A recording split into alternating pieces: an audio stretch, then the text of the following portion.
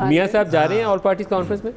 دیکھیے میرے خیال میں جس چیز پہ ابھی تک ہمارا اتفاق رائے ہو چکا ہے اس پہ ابھی تک تمام اپوزیشن قائم ہے، اور وہ ہے دھاندلی الیکشن کی اور کس طرح ایک سلیکٹڈ پرائم منسٹر بنایا گیا۔ اس پہ آج بھی ہم قائم ہیں، اس پہ اتفاق رائے ہے، اور اس پہ ابھی تک اپوزیشن جو ہے وہ علیحدہ نہیں ہوئی۔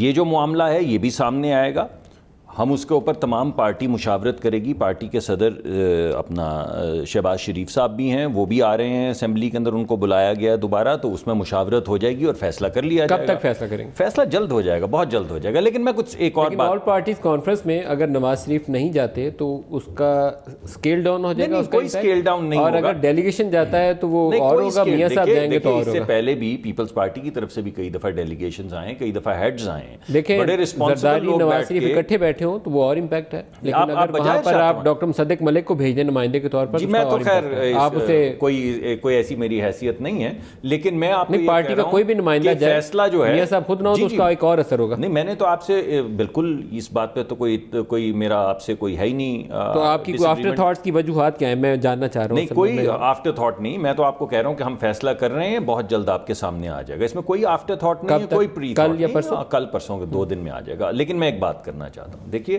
جتنی گفتگو ہوئی ہے اس وقت، جو بجٹ دیا ہے وہ پی ٹی آئی نے دیا ہے۔ پی ٹی آئی اپنی رسپانسبلٹی اب اٹھانا شروع کر دے۔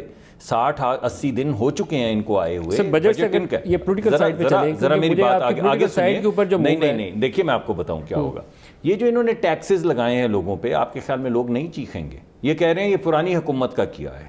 بھائی اگر آپ ٹیکس لگائیں گے، آپ بجلی مہنگی کریں گے، آپ گیس مہنگی کریں گے، اگر آپ کمرشل بجلی جو ابھی مہنگی ہوئی ہے، جس کی وجہ سے روٹی مہنگی ہوگی، جس کی وجہ سے ٹرانسپورٹیشن مہنگی ہوگی، تو لوگ چیخیں گے نہیں؟ آپ یہ ریکارڈ کر لیں اور مئی میں یہ کلپ چلائیے گا۔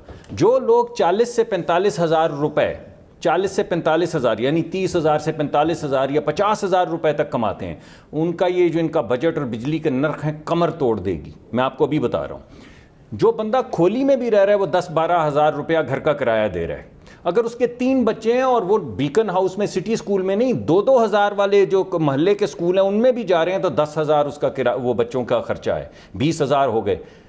جس وقت 6 سے 8 ہزار مئی کے اندر آئے گا جو انہوں نے کیا ہے ان کا بجلی کا بل، تو 30 ہزار ہو چکے ہوں گے، اور ابھی انہوں نے ایک میل یعنی صبح کا، دوپہر کا، رات کا کھانا نہیں رکھا ہوگا ٹیبل پہ۔ جو انہوں نے لوگوں کے ساتھ، غریب لوگوں کے ساتھ کیا ہے، اپوزیشن کو کچھ نہیں کرنا پڑے گا۔ جس دن اس آدمی کو یہ فیصلہ کرنا پڑا کہ میں اپنے بوڑھے ماں باپ کی دوا کا نسخہ جلاؤں، بجلی کا بل جلاؤں، بچوں کو سکول سے باہر نکالوں، یا ان کو ایک کھانا کم کروں، تو ان کو سمجھ آ جائے گی کہ بجٹ کیسے بناتے ہیں۔ جو ایلیٹسٹ بجٹس ہیں نا، جو اینگرو کی بجٹری پلاننگ فریم ورکس کے اندر بن رہے ہیں، یہ مئی کے اندر ان کو آئیں گے اور ہانٹ کریں گے۔